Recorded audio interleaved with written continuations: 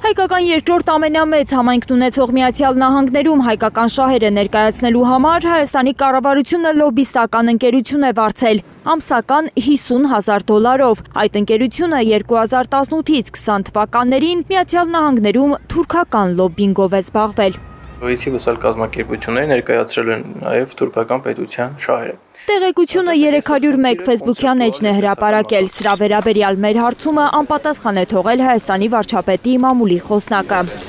Ըստ ԱՄՆ Արդարադատության նախարարության օտարերկրյա գործակալների գրանցման մասին օրենքի հիման վրա ներկայացված հաշվետվության Mercury Public Affairs կազմակերպության հետ Հայաստանի դեսպանատան համագործակցությունը սկսվել է այս տարվա ապրիլի 1-ին։ Ամերիկայում շահերի պաշտպանության եւ լոբիստական գործունեության իրականացման եւ արդյունավետության տեսանկյունից իհարկե մասնավոր լոբիստական կազմակերպություններին դիմելը ընդունված տարբերակ է, բայց դա ամենաօգտակար տարբերակը չէ։ Հայդատի կենտրոնական գրասենյակի ծրագրերի պատասխանատուի խոսքով տարիներ շարունակ Միացյալ Նահանգներում հայկական լոբբինգը հաղթել է թուրքական ու ադրբեջանական լոբբինգին,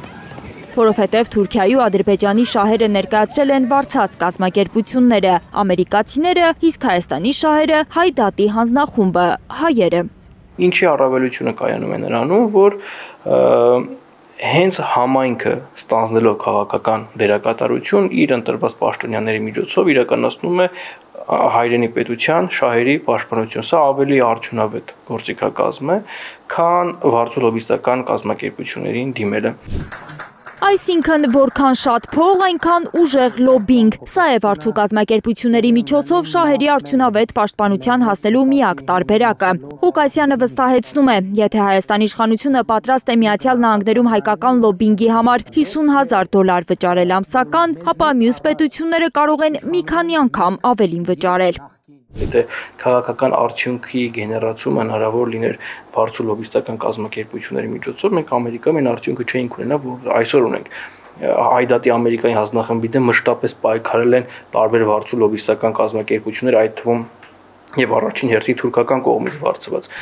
Ստացվում է Հայաստանի իշխանությունը հայկական շահերի պաշտպանությունը Միացյալ Նահանգներում չի ուզում վստահել Հայդատի հանձնախմբին ու ամեն ինչ սկսում է իր զրոյական կետից։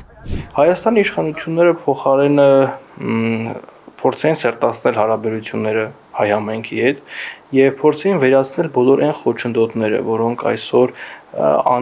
անիրատեսական են դարձնում հայ համայնքի, դրա հիմնական քաղաքական գործառնողի եւ Հայաստանի կառավարության համատեղ աշխատանքները գնացել են այլ ճանապարհով, դիմելով վարձու լոբիստական կազմակերպությունների օժանդակությանը։ Ինչ լոբիստական առաջնահերթություններ է վարձու կազմակերպության առաջ դրել պաշտոնական Երևանը, հայտնի չէ, բայց Ղուկասյանը վստահ է, որ դրանք չեն համընկնում Հայդատի հանձնախմբի առաջնահերթություններին։ Ռազմագերիների ազատ արձակում, ադրբեջանական հերթական ագրեսիայի զսպում, Արցախայցյան վերադարձի իրավունքի պաշտպանություն, պատժամիջոցներ Ադրբեջանի նկատմամբ։ Սրանք քաղաքական առաջնահերթություններ են, որոնք ավելի բարդ են, կարծում եմ, եւ ավելի շատ աշխատանք են պահանջում, քան թե նրանք, որոնք որ դրվել են Հայաստանի կառավարության կողմից այդ վարձու լոբիստական կազմակերպության առջև։ Ինչ որ մի ժամանակ թուրքական լոբբինգով զբաղված կազմակերպություն վարձելը Հայաստանի համար վտանգավոր չի համարում Ղուկասյանը, պարզապես անարդյունավետ է համարում ու փողերի վատնում։ Հայերից լավ ոչ ոք չի կարող Միացյալ Նահանգներում ներկայացնել հայկական համայնքի շահերը։ Այդ պատճառով թուրքական շահերը վարձու ամերիկացիների միջոցով ներկայացնող Անկարան մեծ հաջողությունների չի հասնում։ Որովհետև վարձու լոբիստական կազմակերպությունները Ամերիկայի Միացյալ Նահանգներում ենթակա են Ֆարահայտի ակտի կարգավորմանը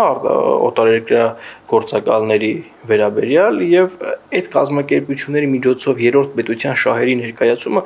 այսպես թե այնպես Ամերիկայում դիտվում է որպես երրորդ կողմի շահերի սպասարկում, ինչը չի կարող ավելին լինել, քան ամերիկյան առաջնահերթությունները։ Իսկ էթնիկ լոբբինգի պարագայում շահառուն առաջին հերթին ոչ թե երրորդ պետությունն է, այլ տվյալ պետության էթնիկ խումբն է, որը կրում է տվյալ երկրի քաղաքացիությունը։ Իդեպ ըստ 301 ֆեյսբուքյան էջի Հայաստանի կառավարության վարձած Մերկուրիի ու Թուրքիայի դեսպանատան միջև պայմանագիրը լուծարվել է Արցախյան երկրորդ պատերազմի ժամանակ հայ-ամերիկյան համայնքի ուժեղ հակազդեցության արդյունքում։ Լիլիթ Սարգսյան, Հենրիկ Համազասպյան, Նորայր Հակոբյան, Հայլուր։